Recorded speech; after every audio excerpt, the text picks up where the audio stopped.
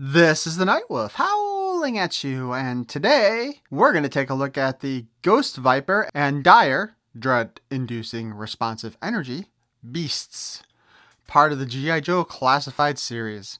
This was a Walmart exclusive, and I believe many orders online were canceled if you could even get it ordered at the time. I'm trying to remember, I think this was another CancelCon thing too, but I did manage to find it in the stores once. That being said, I did buy multiple of this also. Once again, I swear to God, I thought they'd said that these things were supposed to glow in the dark, and they do not.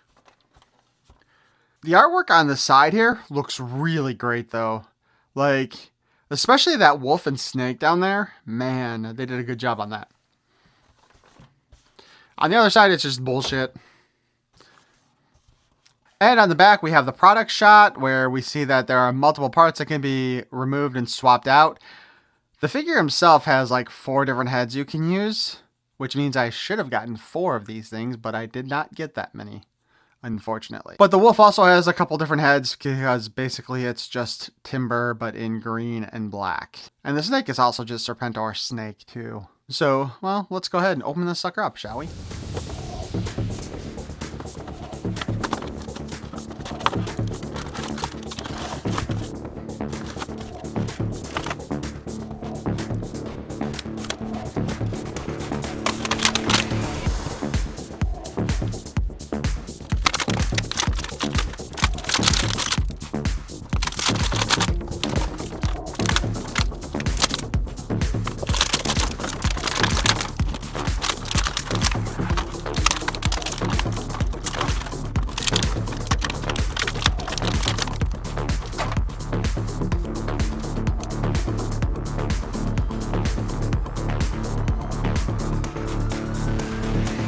So these Ghost Vipers are apparently supposed to be Crystal Ball's troops or under his command. And yeah, they look pretty cool. Again, I really wish they would have gone with the glow-in-the-dark thing. Like, I could have sworn they said, like with Crystal Ball, this stuff was supposed to glow in the dark, but it doesn't. Because, you know, cheap, I guess. But let's go ahead and take a quick look at the wolf here, because I like wolves, naturally. Like I said, it looks like it's just timber repainted. We've got the second snarling head here. Articulation-wise on this thing, though, the head does spin around. Ball joint, you can shake it up and down. This part moves up and down also for the neck. You can twist it a little bit, but not a lot. We do have a waist movement here, and it can spin, and it can pop off. So tail goes up and down, so we can wag it, and then back and forth. Woo! The arms, or front legs, rotate around, fold in half at the elbow. At the second elbow, you know, V works for a veterinarian clinic. I really should just ask her what these parts are called. But that has a hinge only. This is also a hinge only. Oh, wait. Well, there is a peg in there, so it can spin. Can this one? No. Pure hinge. Then the foot is on a hinge with a ball joint. Back legs spin around here, same as the front. We have a hinge back there, hinge right there. Like with the front leg, there is a pin. So, and the back foot does the same as the front foot. So the feet both have pretty much the same amount of articulation, or all 4 of the legs do. So you can kind of move him and pose him however you want. But we will pop the head off.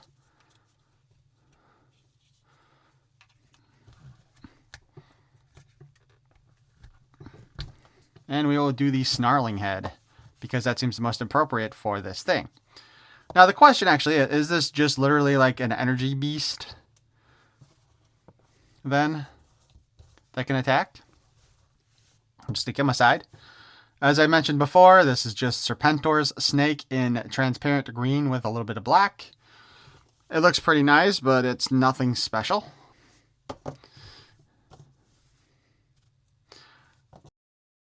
These arm parts are rather interesting in that there is actually a peg hole there, so it can be swapped out with his hands.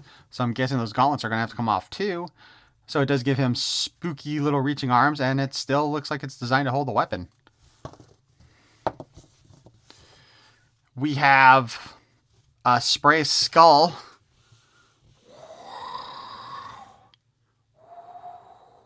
Spooky.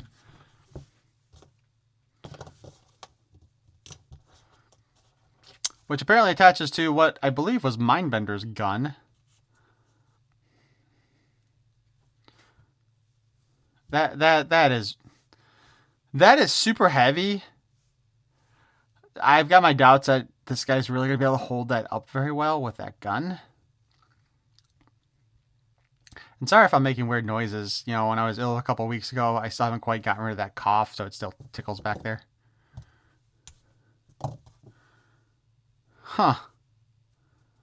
Now, what's kind of interesting here is that these additional effects here have a peg hole, but they're really thick, and I'm not sure what they would go with. Also, I believe that these are the two sets of guns that came with the Viper Island Cobra troopers. Actually, this might have come with, well, I was thinking maybe it was part of the coil cycle, but no, but yeah. I think they both came with the Viper Island guys. And then we have a handgun here for him.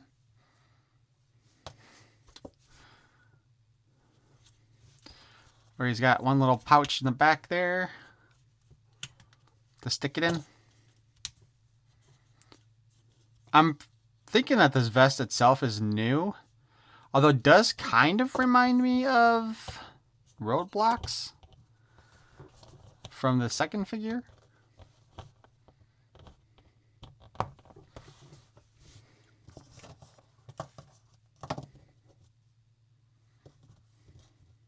Seriously, I am not sure what these little smoky things go with.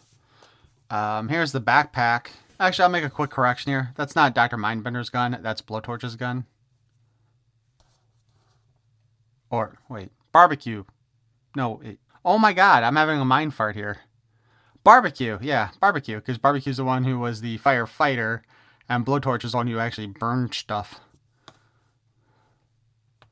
So those go together like normal like that. Because this is also his backpack, too. So that's a D.I.R.E tack. But again, that doesn't fit in there. And I don't... No, wait. Maybe.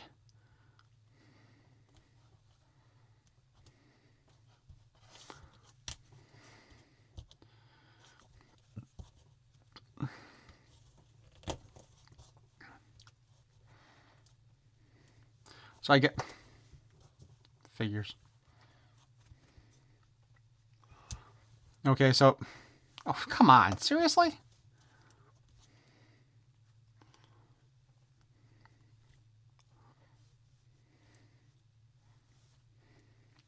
So that's supposed to look like crap is coming out of his gauntlets.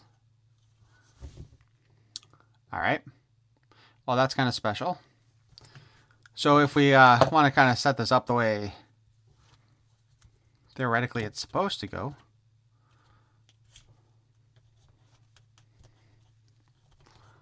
Oh, come on, man. Where's the hole in his back at? All right. By the way, that's actually a stiff peg, which is something we don't usually get from these figures.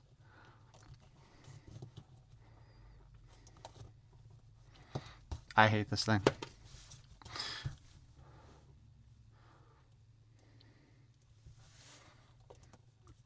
Yeah, that's kind of what I was expecting. Can we get his finger actually in the trigger hole?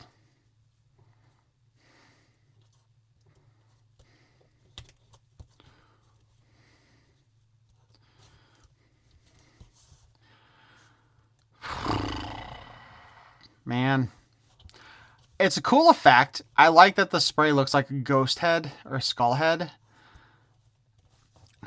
But I think they really needed to give us a two-handed weapon for that. Like, maybe you could have given us Blowtorch's Blowtorch, or Torch's Blowtorch. Either way, you know. Just an actual, like, two-handed weapon for it.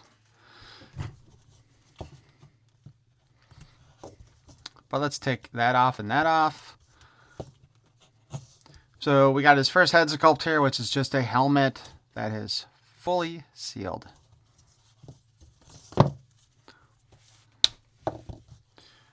Head number 2. Honestly, the one I like better out of the first two. Different helmet design. Actually kind of looks like a motorcycle helmet. But he's got the little green, clear, transparent plastic with the skeleton skull embedded in it. So that is definitely a much nicer one than this. Like, I'll be honest with you guys. I probably, since I only have 3 of these, if I'm going to display all 3 of them, it ain't going to be with this helmet right here. Nope. He also comes with a set of goggles like the other Vipers did, but this seems kind of stupid. Because this would be the only head it would work with. And while that looks okay, I feel like you lose more of the effect. However, we got 2 additional spooky ass heads to go with this guy. One, we have a wolf head with giant ass fangs that make no sense whatsoever. This would have been much better if they hadn't gone crazy with those fangs, in my opinion. But, you know, that's my opinion. Why don't you guys tell me what you think? So we'll pop off this head and go to wolf head. You know what? A better looking wolf head would have been great for me too, I'll be honest. So there we go.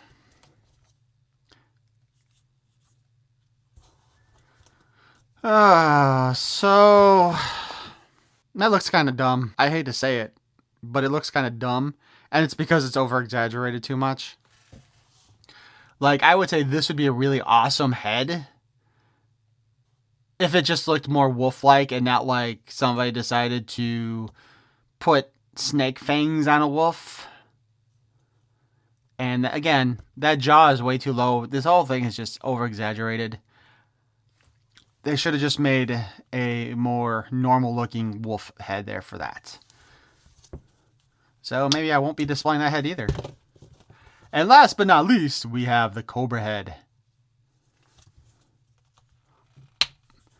Cobra head. Cobra head looks good. I'm just go straight out say that. I really like the way this one looks. Badass, mean, nasty, got a bit of a tongue. He can certainly stick that down Scarlet's throat if he wants. But don't we all want to do that? So yeah, there's that. Now let's go ahead and take a look at our extra hands here real quick. So I do believe you do have to take the gauntlet off to put that on there, unfortunately, right? Yeah, I don't think that's going to work. But the gauntlet does come off. You know, there is actually a lot of paint on this figure when you get right down to it.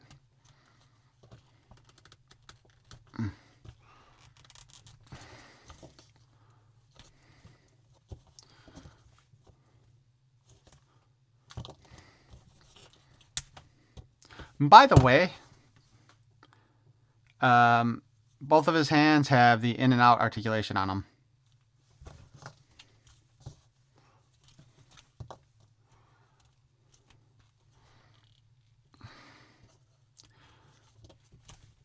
Oh, man, come on.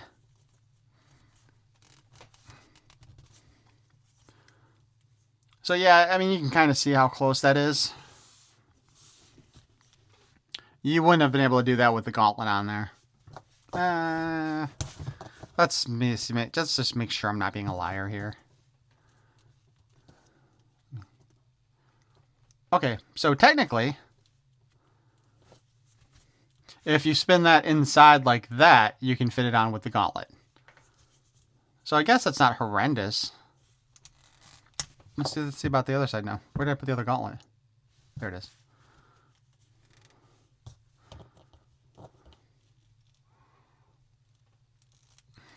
Okay. So technically speaking, You can have the gauntlets on him and have these hands on, but again, you have to have that inside.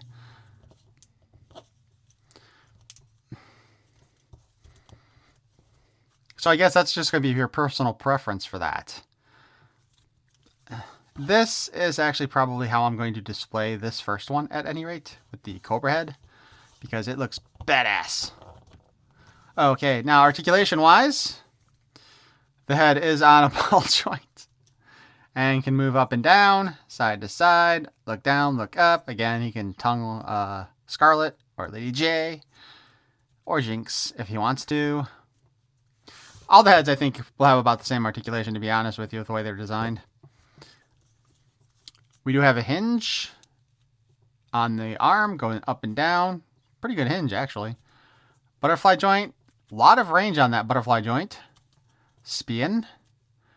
Bicep cut. Double jointed elbow, but we kind of saw that while I was messing with everything else. But there we go.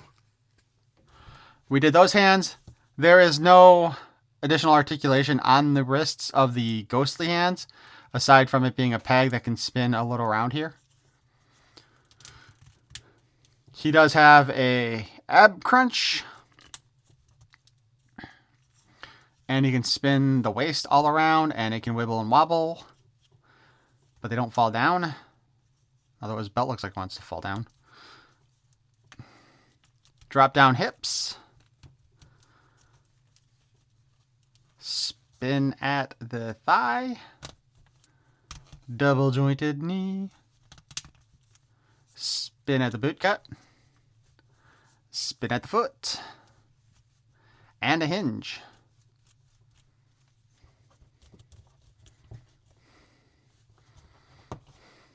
Ooh.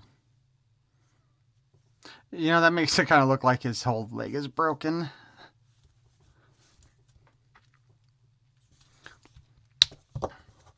I just want to double check to see how the wolf head does have pretty much the same articulation almost as the snake head. There's a little bit lack of up and down movement when you start doing it sideways because there's more on the back of it. And his neck is totally out of whack now.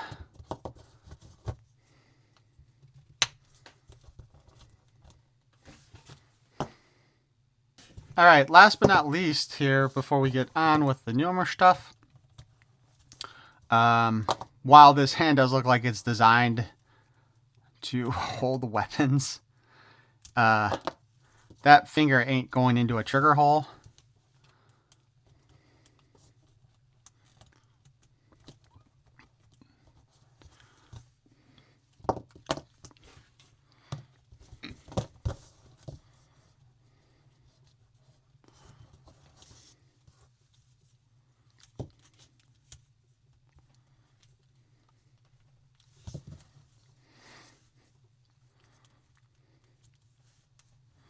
This is about the closest as you can get to having him look like he's holding a weapon like he's supposed to.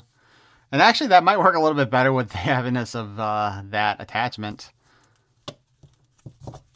And just for the giggles.